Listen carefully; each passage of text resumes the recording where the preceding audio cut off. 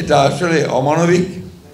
কারণ আপনাদের বেতন ৮,০০০ টাকা এবং তারপরেও সেটা ৭ বছর ধরে পাচ্ছেন না, তারপরে আবার নামটাও দিয়েছে কেয়ারটেকার।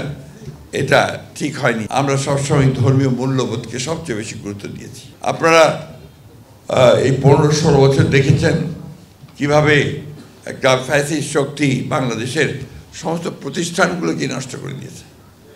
সবখানে সে তার নিজের লোক, তার দলের লোক, তার নিজের লোককে বসানোর চেষ্টা করেছে।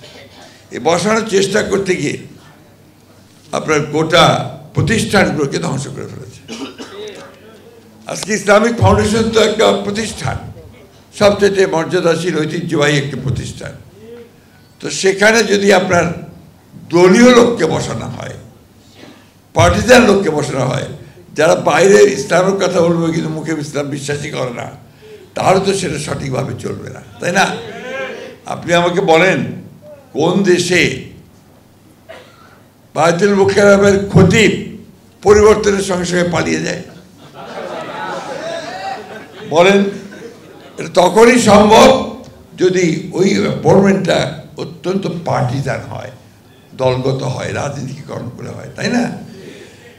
এখন আমরা তো আপনারা নিজেরাই বলেছেন যে শহীদ প্রেসিডেন্ট জিয়া রহমান সাহেবের সৃষ্ট এই দল, আমরা সবসময় ধর্মীয় মূল্যবোধকে সবচেয়ে বেশি গুরুত্ব দিয়েছি। আর আমাদের প্রেসিডেন্ট শহীদ জিয়া রহমান তিনি যখন দায়িত্বে আসলেন, তিনি দেখলেন যে এখানে ইসলামিক মুসলমান জনগোষ্ঠী হচ্ছে সবচেয়ে বেশি, তাদের ধর্মীয় মূল্যবোধ থেকে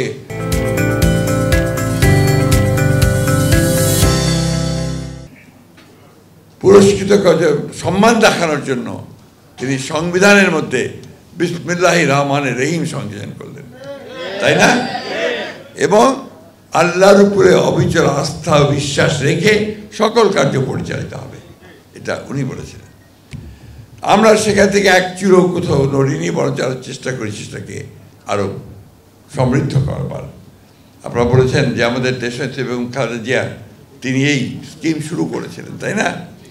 মসজিদ ভিত্তিক আপনার শিক্ষা দেওয়ার জন্যে। তো এটা যা শুনলাম এটা আসলে অমানবিক।